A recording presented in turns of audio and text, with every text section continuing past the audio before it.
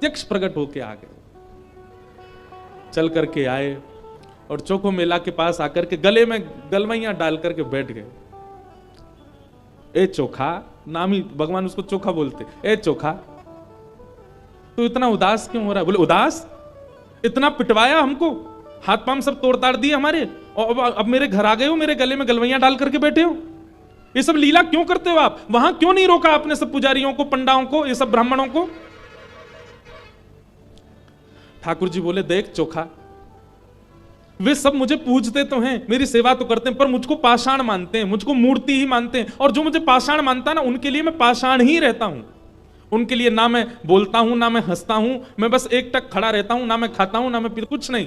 तू तो मुझे पाषाण नहीं मानता ना, तू तो मुझे साक्षात ठाकुर जी मानता है। इसीलिए तो अपने अपने अपने बगीचे के फल लेकर के मेरे पास आया। वहां बहुसंख्यक पाषाण मानने वाले लोग हैं, इसलिए मैं उनके सामने बोला नहीं। एकांत में जब तू आ गया तो मैं तेरे पास आ गया। चल चोखा, अब तू मुझे अपने अपने आंगन के फल खिला दे। अब देखिए, ना धर्म है, ना अर्थ है, ना काम है, ना मोक्ष है, केवल प्रेम है चोखो मेला के पास। अपने हाथों से सुंदर छिलका उतार उतार करके श्री पंडरीनाथ भगवान को अपने हाथ से खिला रहा है चोखो मेला, जिसके लिए कहीं ना कहीं हम लोग प्रतिबंधित कर देते हैं कि भगवान को सब नहीं छू सकते। वो खुद अपने घर में बैठा करके ठाकुर जी को खिला रहा है और ठाकुर जी पा रहे हैं। भगवान ने 2-3 केला पाए और 2-3 केला पाने के बाद में भगवान बोले, ए चोखा सुन, अब मत खिला, अब बाकी के जितने बच्चे हैं ये सब मेरी पीतांबरी में बांध दे। चोखा बोला, वहां जाकर के पाओगे, सारे मेरे सामने ही पा लीजिए ना, आप बांध करके क्यों ले जा रहे हो, यहीं प्रेम से पालो। पंडरीनाथ भगवान बोले, अरे मैंने अपना तो पा लिया, ये बाकी के तो मैं पंढरपुर में रुक्मणी जी बैठी हैं, वो भी भूखी हैं, उनके लिए ले जा रहा हूं, उनको जाके मैं पवा दूंगा।